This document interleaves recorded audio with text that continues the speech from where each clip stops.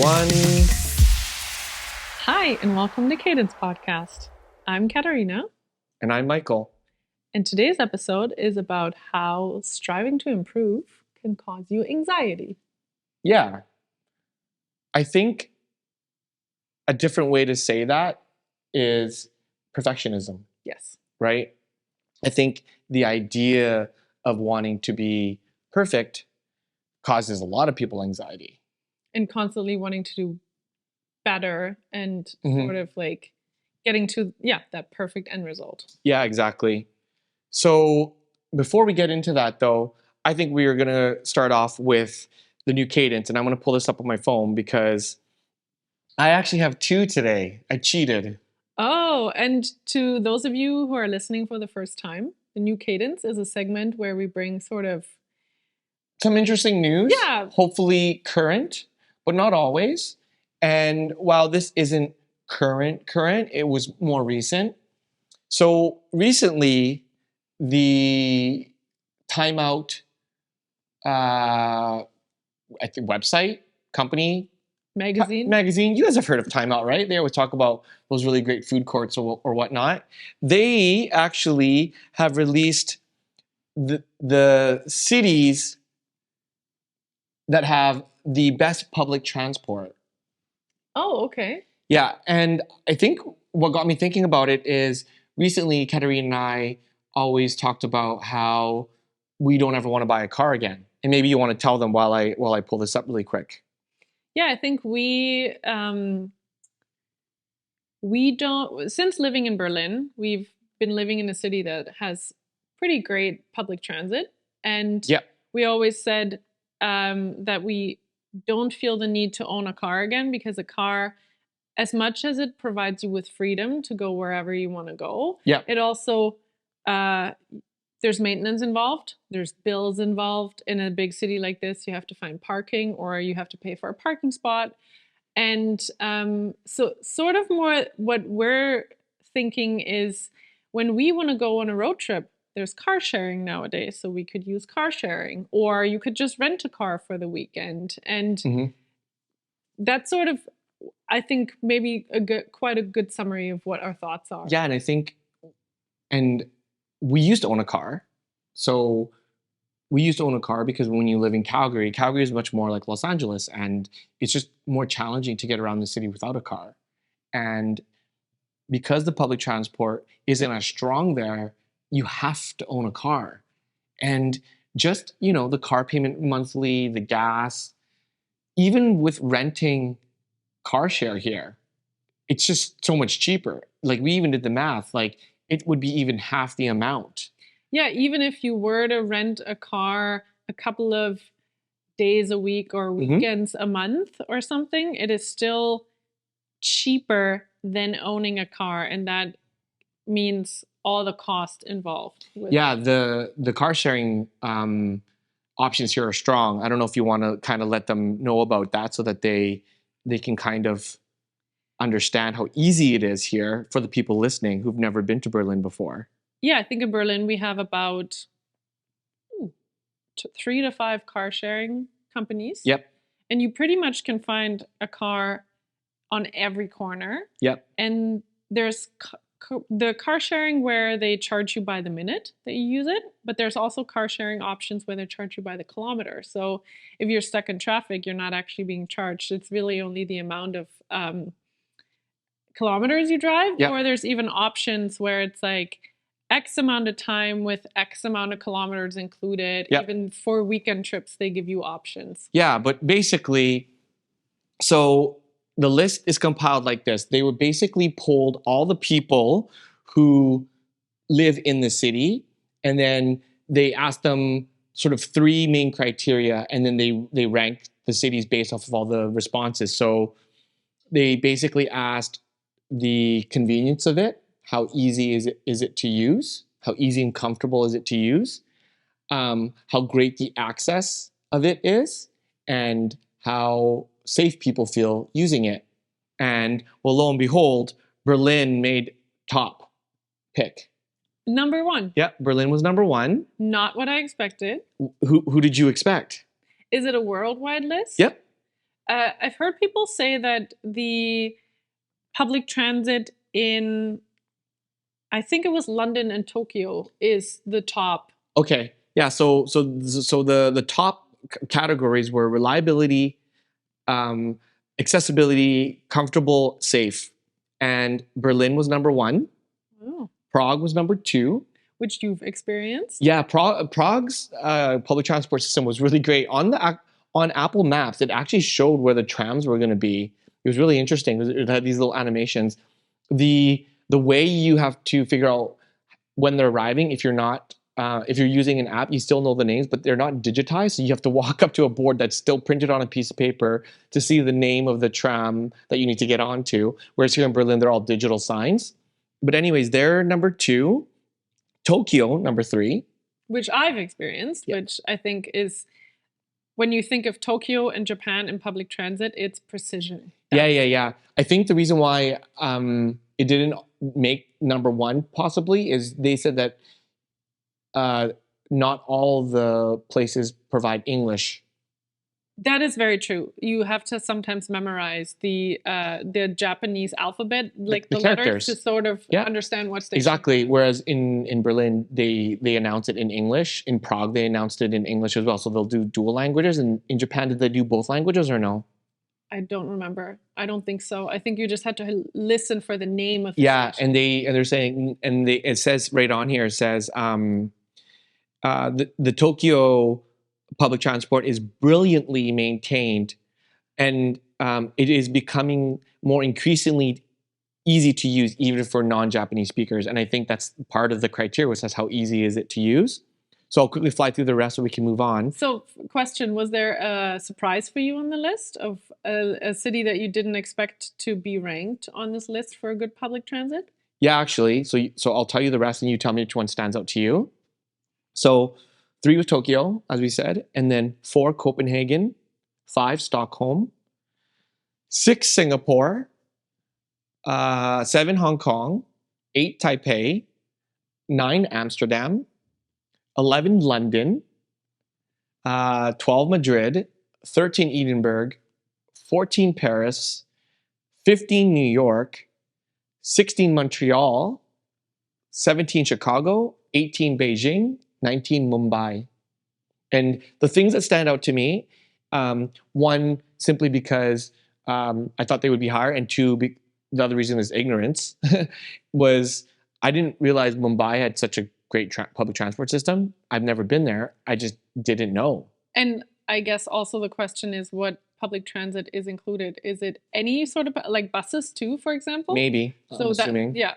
But the thing that sort of did shock me was how London and New York City ranked quite low. Exactly what I thought. But I do have to say about New York, Yeah. I think it's a very confusing system because Yeah. they use the A, B, C, D, E lines with We use that here too.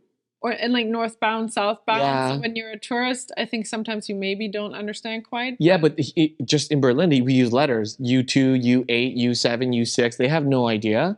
But I never got lost in New York City. I thought it was pretty great. I think that the thing that confused me the most was how to reload the card because they use reusable, reloadable cards. And I just couldn't, for some reason, I didn't figure that out. But what's really dope is while I was trying to load up a fresh card, once I had asked this really cool skateboarder kid, a little younger than me, and I was like, hey man, can you quickly help me out with this? And he's like, yeah, no problem. And then as I was heading to the gate, he swiped one of his credits for me. Oh.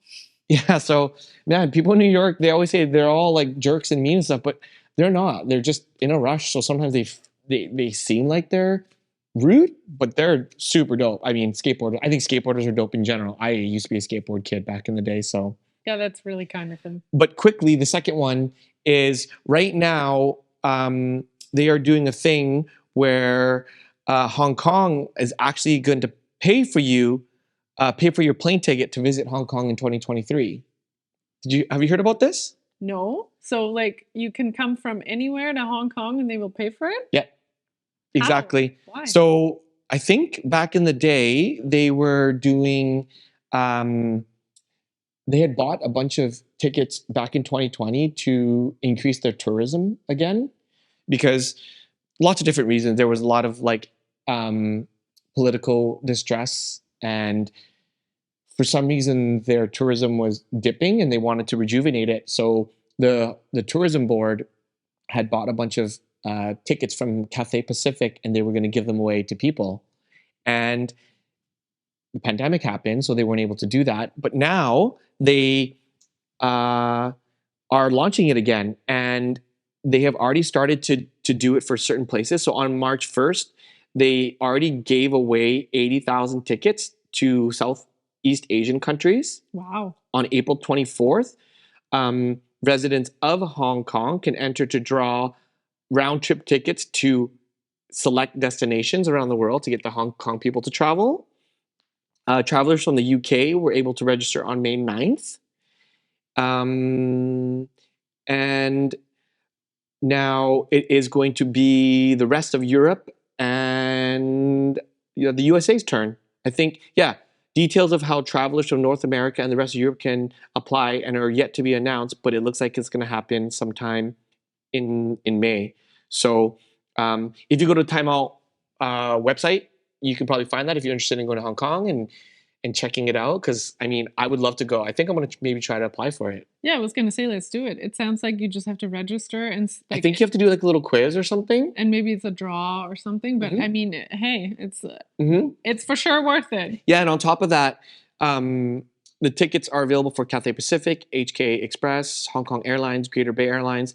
And on top of that, if you get the tickets and you're a part of this campaign, there are also going to be discounts offered from like the restaurants and some hotels and stuff, because they're not paying for any of that stuff. They're just literally giving you 2 tickets. So you still need to pay your way in terms of accommodations and food and all that. So if you've been wanting to go to Hong Kong, I guess that's a really amazing opportunity. Yeah. So maybe we move on to today's topic. Yeah. So maybe we'll sort of talk about why we even came up with this topic. As we always do. I feel like that's how we always start it off. Because I think we always come up with these topics in like the funny, like we said, during lunch, or this time it was actually during dinner one time, I guess. Was it dinner? Oh yeah, we were having dinner. Oh no, we actually had cocktails or something. Yeah, something like that. Yeah. Why don't you tell them how it came up and then we can get into it? Because I think the topic sparked because of how you viewed it versus how I viewed it. Yeah, so in Berlin, I think about 2 weeks ago, we had a Saturday with beautiful weather. So Michael and I, since we only moved into this apartment in September, we don't own any patio furniture yet. But that day was so beautiful that we decided to sit outside for dinner. And we have some foldable chairs that we use for our dining table when guests come over. So we just put out those 2 foldable chairs on the patio, used one of our little side tables, moved it onto the patio, had 2 wine glasses on that little side table, and both are a bowl of pasta, and we're just eating it and enjoying the buildings, the ambiance of being in a city, like, you know.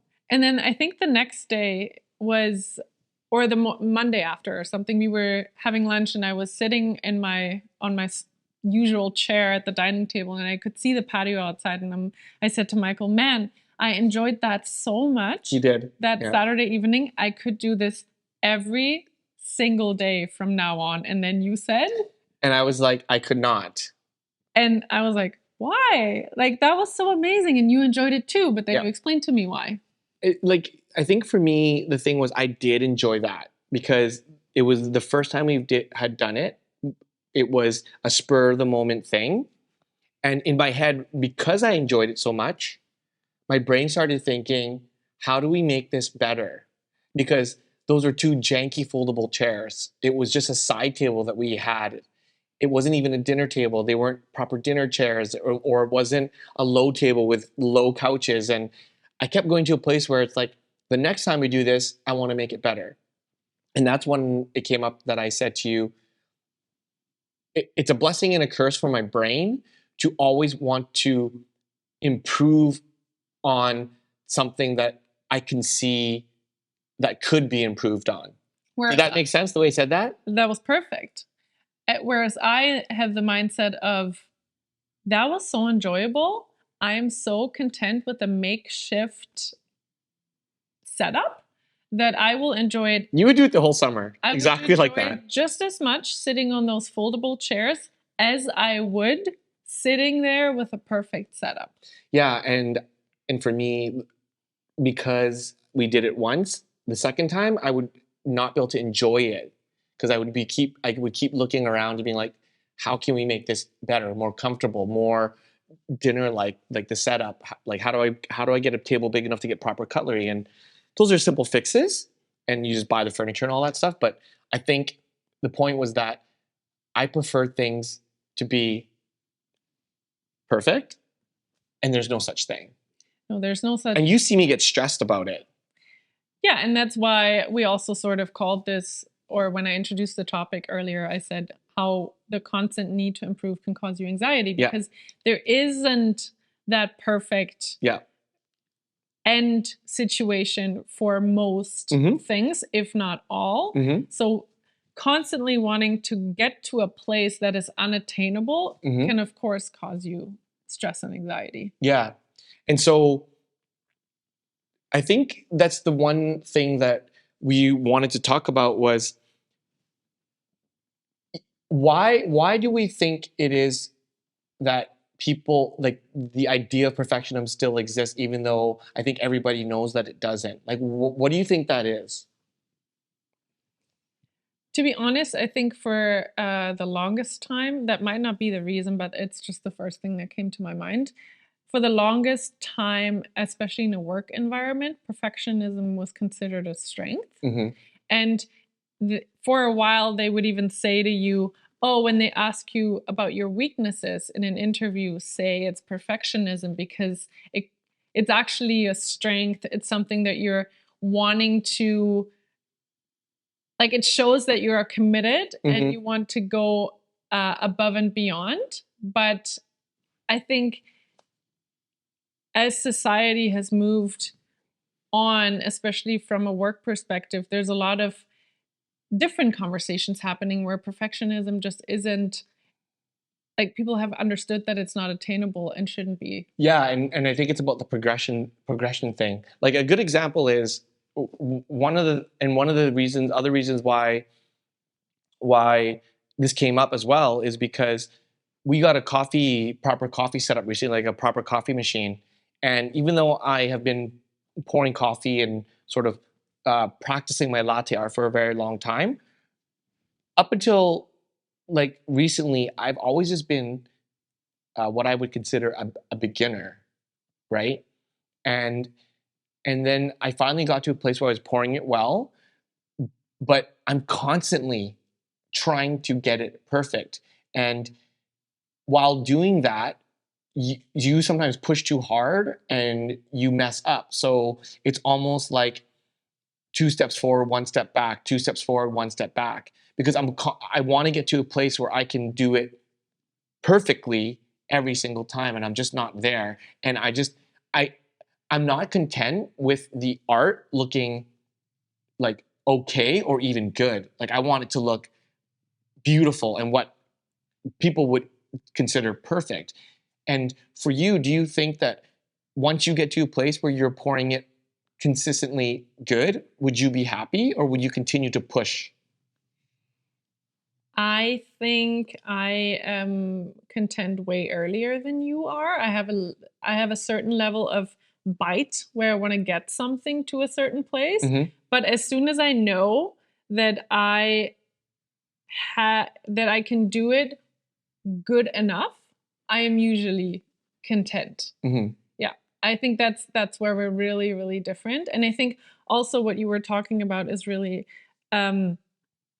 was an interesting point, where you said when you constantly try to improve, you start messing up. And it's also because you keep looking up new information, researching, trying out different techniques. And then when you're trying out that technique for the first time, it doesn't work out. So it's, like you said, actually suddenly worse than it was before. Instead of me, where I'm like, I have this one technique, I am doing it, I am okay with it, I'm getting a little better maybe, and I will get to a certain point and I am fine with it. But I think the other thing is that just came into my mind is when I was a child, I think when I was in kindergarten, I really also had that perfectionist mindset. So I had just, I think, started going to kindergarten. I was 4 years old. And I don't know if kids at that age can do shoelaces, Mhm. but for some reason, I was obsessed with doing my own laces, like lacing up my own shoes. And I remember I was sitting there every single time when I had a second, I was just doing my shoelaces, doing it. I wasn't getting it. I wasn't getting it. And at some point I got it. And then someone in kindergarten saw me do my shoelaces. So what that resulted in is every single time when kindergarten ended, I had to walk around and do up the shoelaces for every single child in my group. So anytime my mom wanted to pick me up, she had to wait for me for like what 30 minutes. So why? So who made you do that though? The kids just saw like, oh, can you do mine? Can you do mine? Can you And do you're a mine? kid. Yeah. So I was proud of it. So I wanted to do it. Yeah. But my poor mother then every day had to wait for me for 30 minutes to sort of Interesting. do up kids' shoelaces. Huh.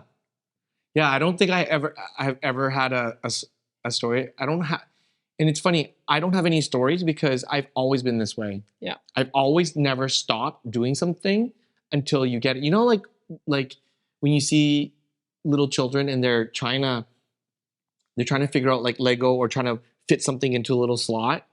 They will continue trying until it works.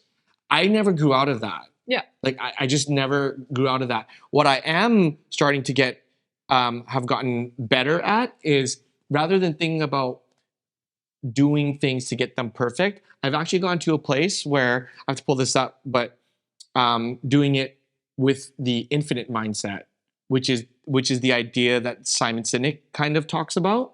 And how this came about was in so you don't know a lot about this, but the NBA playoffs are happening right now, and the Milwaukee Bucks was the top team, and there's a player on their team named Giannis. He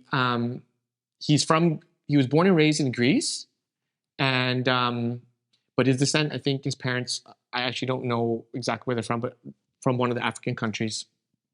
And I don't follow basketball that often, but I know who he is because he is a superstar and he's like a force to be reckoned with.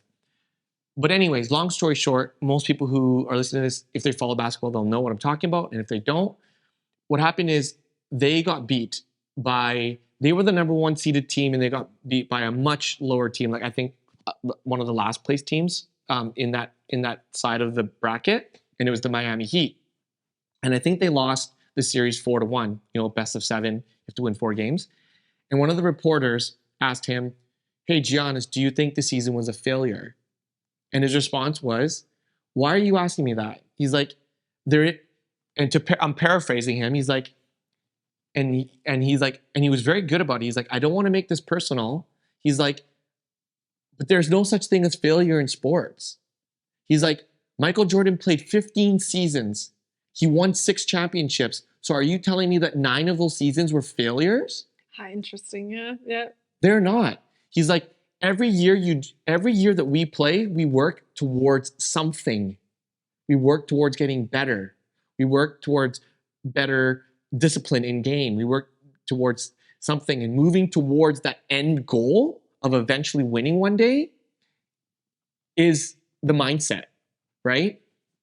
So I'm learning that I will probably never be great, and I'll use this example again, at pouring the quote unquote most beautiful, perfect latte art because I don't pour enough of them every single day. I only pour 2 a day. I don't work in a cafe where I pour hundreds a day.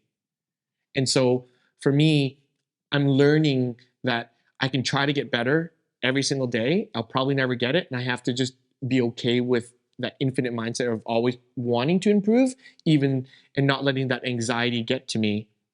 And it's really hard because you see that I get anxious a lot when I'm not getting something. Yeah, and I think the NBA story sparked something in my head too. It's like there is no working towards that perfect end goal because as an NBA player, is your perfect end goal to win? To win? Oh, To win, the German coming out. to win the football championships. To win every single championship in your career. Yeah. We know that's not attainable, It's but not it's more possible. the situation of you look back onto your career and you look at what you have accomplished in the time frame that you have been in that field. Yeah. And I think There are many athletes who have been in situations where they have had amazing careers and have never won the big championship. Do you know what I mean? didn't you even tell me about a tennis player or something who is so highly skilled? He's in Match Point. He's one of the narrators. Yeah, he was the American tennis player, Andy. What's his name? I'll have to look it up. Yeah, and he was Andy Roddick. highly successful in Yeah. tennis, from what I understand from you. Yeah, But he had never had a chance to beat the top three. the top three. So Yeah. would you say his career is a failure just because he never... Exactly. Well, here's a better example, and you probably don't know much about this, but you know who Dan Marino is, right? No. So Dan Marino was the star quarterback for a very long time of the Miami Dolphins, and he had, from my understanding back in the day, almost every single record in the NFL, like tons of them, but he never won a Super Bowl. Wow. Okay. Yeah. So think about that. Imagine, and I could be wrong, but Dan Marino had almost every record, and he never won the Super Bowl, not even one time. Like how long did he play? Let me look it up.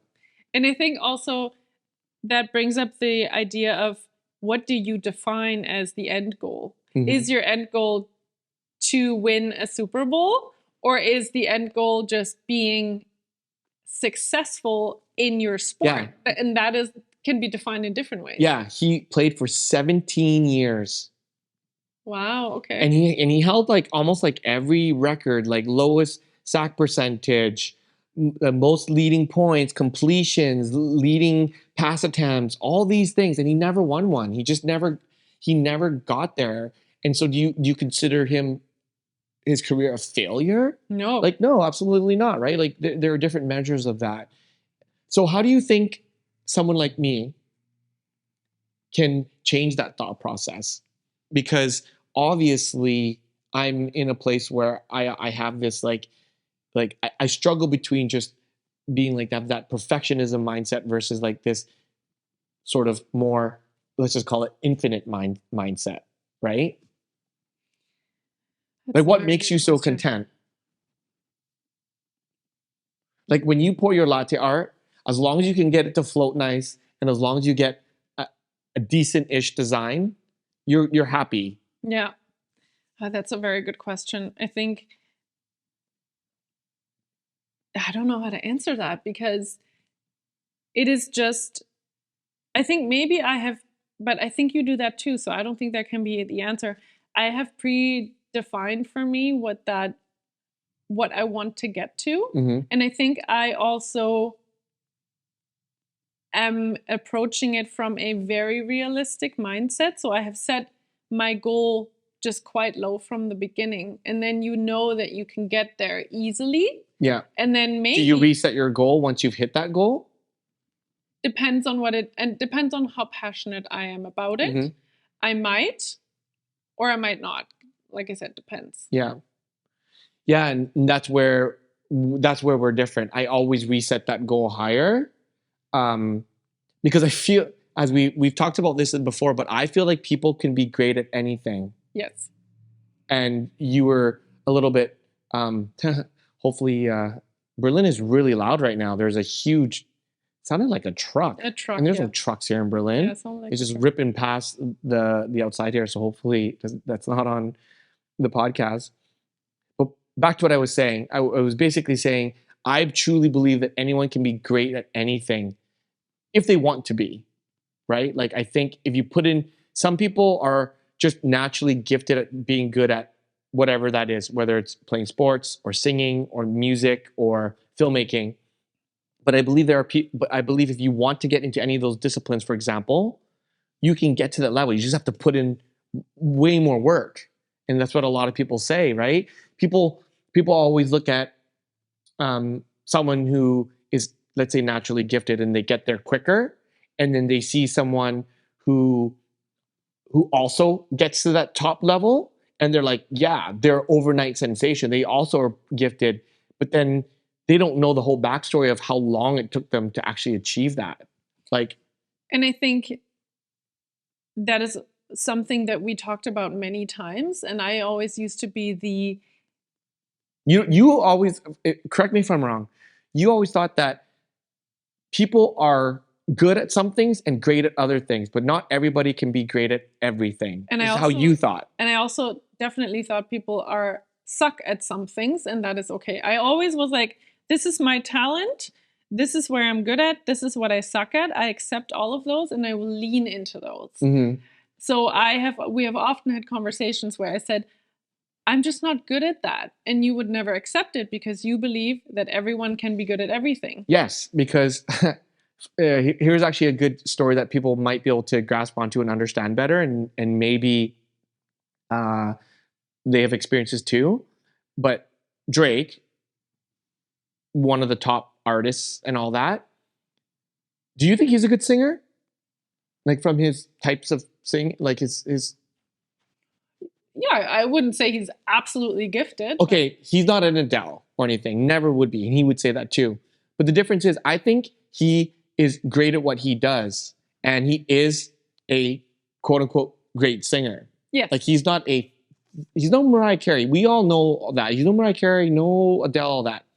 But I remember I saw him when he first started, when Drake just became Drake. Like no one barely knew him. He was from Toronto. He did a show in Calgary at like the Roundup Center at the Stampede grounds.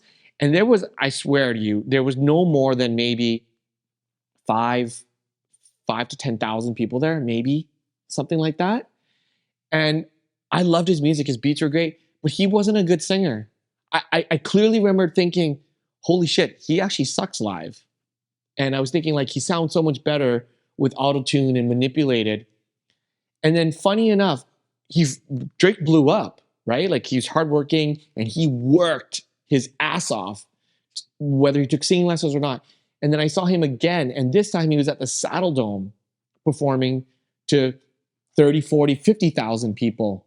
And he was amazing. And in that moment, I just remember clearly, I'm like, this guy put in the work to learn to sing. And that's a proof of what you believe in. And I think you also convinced me of it when we had a very long conversation about it. I believe that too. Everyone can be good at everything if you just want to be and you put in the work. Yeah. Yeah. Yeah. So yeah. I was going to say, but don't let it stress you along the way and try to be perfect, because you don't have to be perfect. You can be great or good. Yeah, you can be great and good. And from my personal experiences, and my advice is that it may take you a very long time to get there. But if you really want it, you can get there. You have to just put in a lot of work. But yeah, I don't know how I'm gonna maybe be able to be in a place where the anxiety doesn't always creep in. But I do know that people can be great at everything. They just got to put in the work. And yeah, I don't know. Like, I wish we had some more stories that we could tell about doing those things. Like, I don't really have any that I can truly think about, because again, for me, it's always one of those things where I just try to improve day by day. So it's not like this huge arcing story that I was so bad at something and then suddenly I was this amazing thing. Because one, the things that I'm really, really are shitty at, I actually haven't tried to get better. Like I'm not a good singer. I wish I could sing, honestly. It'd be so cool if I could hold a good tone and sing, but I'm not good at singing, and I'm not passionate enough about it to put in that work, because I know where I am now, and I would be like, I would have to put in so much work, and it's not like I'm not passionate about that, but that doesn't mean that if I didn't want to be great at it, I couldn't be if I put in that work. Yes, it's about wanting to do it. Yeah. And then putting in the work. And yeah, and I have other priorities right now. Yeah, and I think there's also, it's hard to have stories about perfectionism too, because barely does perfectionism bite you in the butt. Like the story that I told sort of it bit me in the butt, but not really, because I could still be proud of what I was doing. So I think perfectionism is something that happens so internally. There's rarely any embarrassing stories or funny stories or anything. So that's okay. So let's just sort of wrap this episode up and talk about what is something that you know you're not good at, that you would truly want to be good at or put in the work to be good at. Let's pick a couple things. What am I not good at? I already told mine. Mine would be singing. It's something that I wish I could get really, really, really good at, but I'm not passionate enough about it. I think mine is actually very boring / everyday. I would like to get better at navigating and being not so directionally challenged. Because I always say, just because I found my way to somewhere doesn't mean that I will find my way back. Yeah. So, and I can get good at that. She is pretty bad at it. Like I thought you were kidding, but like, it's weird though. It's so strange because you were so good at identifying north, east, south, and west. I can read a map really well, but don't put me on the spot in the map like a little, Yeah, and here's the messed up thing. We could be going somewhere, and then right after we leave that event, she just is lost again right away. Like, you're not good at like perceiving where a landmark was, and if it was to the right or to the left when you were heading there, and then trying to figure that out. I don't know. Or even walking into a store. Let's say we're walking along the street. We walk into the store left, and we want to continue, and we come out. So I would have to go left again. Yeah. I come out. I go right. Like. Yeah. And I think it's because you just don't care enough. And that's because for you, if we were heading. Let's say we were heading to the right and we made a pit stop and we came out of the store, like pit stop at a bakery or something, and then we needed to continue to our final destination, it would be continuing right. Like you said, if you walked out and went left, you wouldn't care if you just had to turn around and go right. Totally. Whereas it would annoy me to not be aware that I did that. And I've also always said, like I said earlier, I have leaned into that. I'm just not good at this, so I am comfortable not getting. And it's something that you want to get more great at. Because you have taught me that I can. So yeah. And is there something that you think you're great at now that you weren't at one point? What am I great at now that I wasn't good at? And don't say anything work related, because we do that every single day. Yeah. What could it be that I wasn't? I'm trying to think. All I can think of is work-related things. Yeah. Do you have an example? Maybe I can think. For me, I think it's cooking. I think that I love food and I enjoy it so much that and that's how the whole everybody can be great at everything came up, because you're not quite as good at cooking as I am, and you always ask me, you're like, how did you get so good at it? And it's because I think I want to, like, you. I hope you have something, but I want to end with a little nugget of this just sparked in my brain. But I think when you're curious enough about something, you will get good at it, because you are constantly asking yourself or other people questions to improve, so that you could take that information and use it to improve your skill. I was always so in love with food and so curious about how something is cooked, the techniques, what goes well with other things, that I asked anybody I could who was great at cooking, whether it was my chef friends or just friends who were just amazing home chefs, how to do that, or read books or just do research. And now I've become what I consider a pretty great chef myself, like a home chef. Yeah, you're really, really good at it. Yeah. So good or great? Really great. Amazing. Thanks. I think you were just giving me a little boost up there, because you have to. Otherwise, I won't cook for you anymore. I think the thing that I am thinking of is, again, like everyday life related, but for myself, I think I have learned to be extroverted a bit more. Like I am still firmly an introvert, but I can switch it on if I want to at a party or in a work environment, or I have it's a skill that I had to really work on because I used to be the quiet person that would not speak up and would beat myself up for it. Mhm. But I think that's something that I've worked on and have gotten pretty good at. Yeah. I have one for you Okay. that maybe you would enjoy getting great at. What about wine? Oh, yes. Do you I enjoy it enough to want to get great at it? Where when you look at wine labels or a grape variety, where you could be like, I know where that's from. I know what the profile that's going to be. I know what that could go well with food wise. absolutely. Is that something that interests you? That is a skill I would like to master. And why? And why is that? Is it because it requires some book learning? It require it's something that bleeds into the experiences in my life. Yeah. Like it can make my experiences elevated. Mhm. And it's also related to book learning. And I also think it's a very, very complex topic Yeah. where, oh man, if I had the time, the money, and the perseverance, I would say I'm going to become a master sommelier. Yeah. Just because. Yeah, because you want to learn. And it's that challenge that I Mhm. want to expose Mhm. myself to. Maybe one of the episodes we can do a wine tasting, blind tasting challenge of some sort. That would be cool. And then with Yeah, we my could just book, we can do it with each other. We can do like 3 wines or something. That would be really fun. The thing is, I love wine, and you know that. I've been around it, and I've been around people who are incredibly talented at wine, and my palate sucks. Like some people just have a palate. They just can taste the wine and they know exactly like when we watch some of those shows on Netflix, like when we watch Somm, Mhm. it's like, how the heck do these guys take one little sip? They know exactly where it's from. They know the amount of acidity. They know the grape variety. It's just like, wow.